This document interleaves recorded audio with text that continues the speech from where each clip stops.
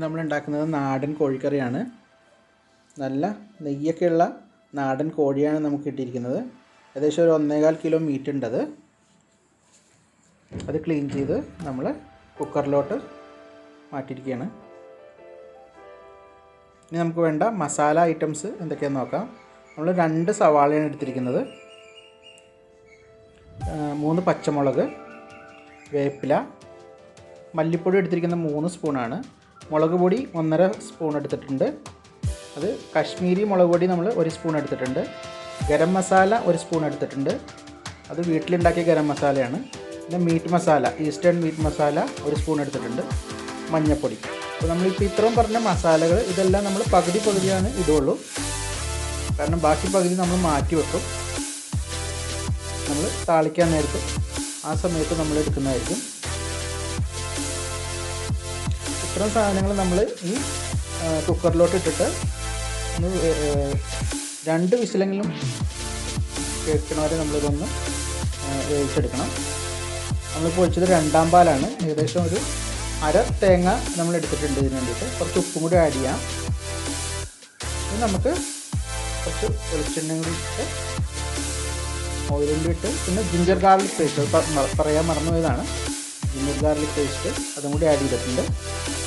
ഇത് നമുക്കൊന്ന് കുക്കറിലൊന്ന് 2 വിസിലെങ്കിലും കേൾപ്പിച്ചെടുക്കണം. കാരണം നാടൻ കോഴിയൊക്കെ ആകുമ്പോൾ ഇത്തിരി വേവ് കൂടുതലുണ്ടാവും. അപ്പോൾ അതുകൊണ്ട് നമ്മളൊന്ന് 2 വിസിൽ കേൾപ്പിക്കണം. ഓക്കെ, അപ്പം നമുക്കിനി ഇത് വേവിക്കാൻ വെച്ചിട്ടുണ്ട്. ഇനി നമുക്ക് താളിക്കാനായിട്ട് വേണ്ടത് നമ്മൾ നേരത്തെ പറഞ്ഞ മസാലകളെല്ലാം നമ്മൾ പറഞ്ഞായിരുന്നു. പകുതി നമ്മൾ അതിനെടുത്തുള്ളായിരുന്നു കുക്കറിൽ ഇടാനായിട്ട്. ബാക്കി പകുതി നമ്മൾ ഇതേപോലെ എല്ലാം എടുത്തിട്ടൊരു 1/2 കപ്പ് വെള്ളം ഒഴിച്ച് ഒരു കുഴമ്പ് പരുവത്തിലാക്കി എടുക്കും.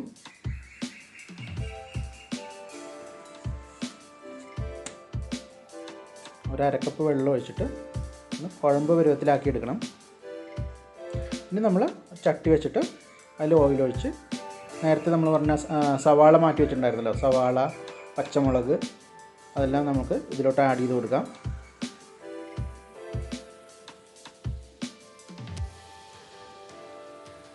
ജിഞ്ചർ ഗാർലിക് പേസ്റ്റ് അതും ഇട്ട് കൊടുക്കാം. കുറച്ച് ഉപ്പ്. ഇനി നമ്മൾ മറ്റേ മസാലയുടെ ആ കുഴമ്പ് പോലെ ഉണ്ടാക്കി അതും കൂടി ഒന്ന് ആഡ് ചെയ്ത് കൊടുക്കണം.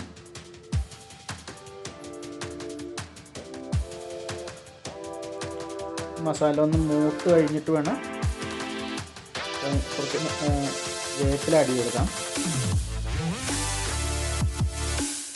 അത് കഴിഞ്ഞിട്ടാണ് നമ്മൾ ഉരുളക്കിഴങ്ങ് കട്ട് ചെയ്ത് വെച്ചിട്ടുണ്ടായിരുന്നു, അത് ആഡ് ചെയ്ത് കൊടുത്തു.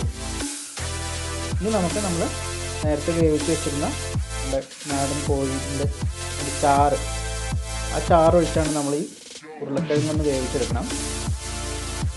ഉരുളക്കിഴങ്ങ് ഇങ്ങനെ ഇളക്കി നല്ലോണം ഇളക്കി നമ്മളിട്ട് നോക്കുക. ഒരു പകുതി വേവായി കഴിയുമ്പോഴാണ് നമ്മൾ ബാക്കിയുള്ള സാധനങ്ങൾ ആഡ് ചെയ്യേണ്ടത്, ചിക്കനെല്ലാം ആഡ് ചെയ്യേണ്ടത്.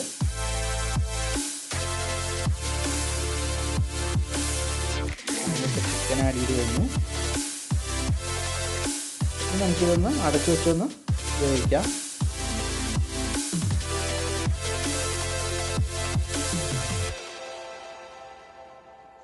ഓക്കെ, നമുക്കിതൊന്ന് നോക്കാം. ഇനി നമ്മുടെ ഉരുളക്കിഴങ്ങ് വെന്തോന്ന് നോക്കണം. ഇത് വെന്തിട്ടുണ്ട് ഉരുളക്കിഴങ്ങ് നല്ലോണം.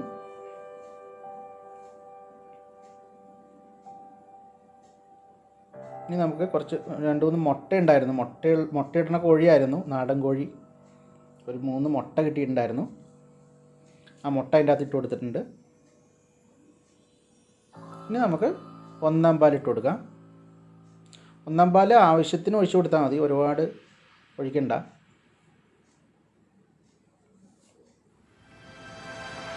നമുക്കൊന്ന് ഇളക്കി കൊടുക്കാവുന്ന ഒന്ന് കുലുക്കി